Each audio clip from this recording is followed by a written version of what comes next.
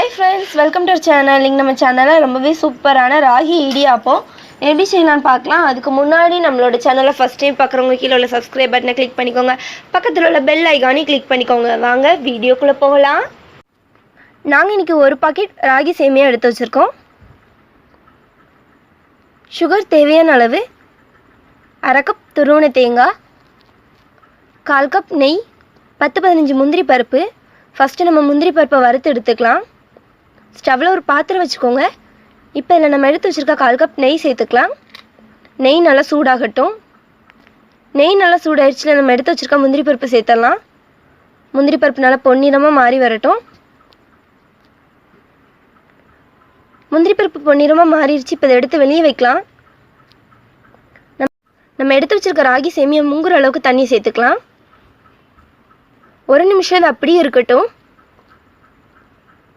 இது அப்படியே இருக்கட்டும். நம்ம அதுக்குள்ளே இட்லி பிளேட் ரெடி பண்ணிடலாம். இட்லி பிளேட்டில் நெய் தடவிக்க போகிறோம். இந்த மாதிரி எல்லா குழியிலையுமே நெய் தடவிக்கோங்க. அப்போ தான் நம்மளோட சேமியா ஒட்டாமல் சூப்பராக வரும். எல்லா குழியிலையுமே நம்ம நெய் தடவியாச்சு.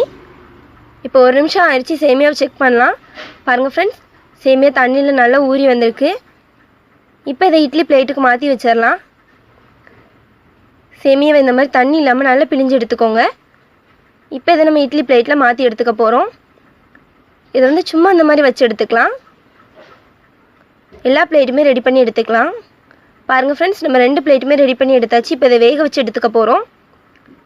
இட்லி பாத்திரத்தில் அடியில் தண்ணி வச்சுக்கோங்க. இதுக்கு மேலே நம்ம ரெடி பண்ணி வச்சுருக்க இட்லி தட்டு வச்சுக்கலாம். இப்போ இதை மூடி போட்டு மூடி வைக்கலாம். 5 நிமிஷம் இது நல்லா வெந்து வரட்டும். 5 நிமிஷம் இது அப்படியே இருக்கட்டும். 5 நிமிஷம் ஆயிடுச்சு. இதை ஓப்பன் பண்ணி பார்க்கலாம். பாருங்கள் ஃப்ரெண்ட்ஸ், நம்மளோட ராகி சேமியா சூப்பராக ரெடி ஆகிருக்கு. இப்போ இதை வேறு பாத்திரத்துக்கு மாற்றி வைக்கலாம். ஒரு பாத்திரத்தில் நம்ம வேக வச்சு வச்சுருக்க ராகி சேமியா சேர்த்துக்கோங்க. பாருங்கள் ஃப்ரெண்ட்ஸ், இட்லி பாத்திரத்தில் ஒட்டவே இல்லை. இப்போ இதை நல்லா உதுத்து விட்டுக்க போகிறோம். இந்த மாதிரி நல்லா உதுத்து விட்டுக்கலாம். இப்போ இதில் நம்ம துருவி வச்சுருக்க 1/2 கப் தேங்காய் சேர்த்துக்க போகிறோம். சுகர் தேவையான அளவு சேர்த்துக்கலாம்.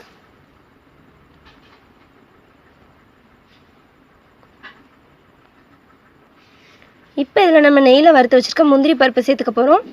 கொஞ்சம் நெய்யை சேர்த்துக்கோங்க. வாசம் சூப்பராக இருக்கும். இது நல்லா கலந்து விட்டுக்கலாம். ராகி இடியாப்பம் வந்து ரொம்ப ஈஸியாக செய்யலாம். டேஸ்ட்டும் சூப்பராக இருக்கும். குழந்தைங்க எல்லாருக்குமே ரொம்ப பிடிக்கும். நம்ம சாதாரணமாக உப்புமா கிண்டி கொடுக்குறத விட இந்த மாதிரி இனிப்பு செஞ்சு கொடுத்தோம் அப்படின்னா குழந்தைங்களுக்கு ரொம்பவே பிடிக்கும். நீங்களும் செஞ்சு பாருங்கள். அவ்வளோதான், நம்மளோட ராகி இடியாப்பம் சூப்பராக ரெடி ஆயிடுச்சு. இப்போ இதை வேறு பாத்திரத்துக்கு மாற்றி வைக்கலாம். பாருங்கள் ஃப்ரெண்ட்ஸ், நம்மளோட ராகி இடியாப்பம் எந்தளவுக்கு சூப்பராக ரெடி ஆயிருக்குன்னு. ரொம்ப ஈஸியாக செய்யலாம். டேஸ்ட்டும் சூப்பராக இருக்கும். நீங்களும் செஞ்சு பாருங்கள். இந்த வீடியோ உங்களுக்கு பிடிச்சிருந்தா தாயம்மாள் சமையலுக்கு சப்ஸ்கிரைப் பண்ணுங்கள், லைக் பண்ணுங்கள், ஷேர் பண்ணுங்கள், கமெண்ட் பண்ணுங்கள். தேங்க்யூ.